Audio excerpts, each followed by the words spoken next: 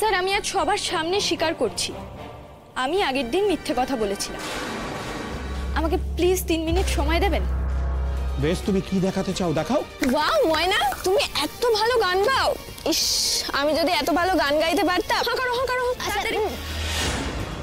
ধানসিঁড়ি এই পকোড়ার মধ্যে করেই ওষুধ খেয়েছিল। তুমি মিছা কথা কইতেছো। তোমার যা বলার ছিল তুমি বলে দিয়েছো ধানসিঁড়ি, এবার আমাকে বলতে দাও। স্যার আপনারা তো সবাই দেখলেন যে ধানসিঁড়ি কিভাবে ওই নেশার ওষুধ খেয়েছিল। এবার দেখুন যে ওই নেশার ওষুধ কিভাবে মেশানো হয়েছিল পকোড়ার মধ্যে।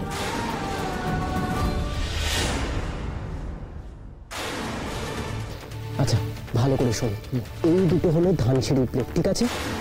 এটা ধর।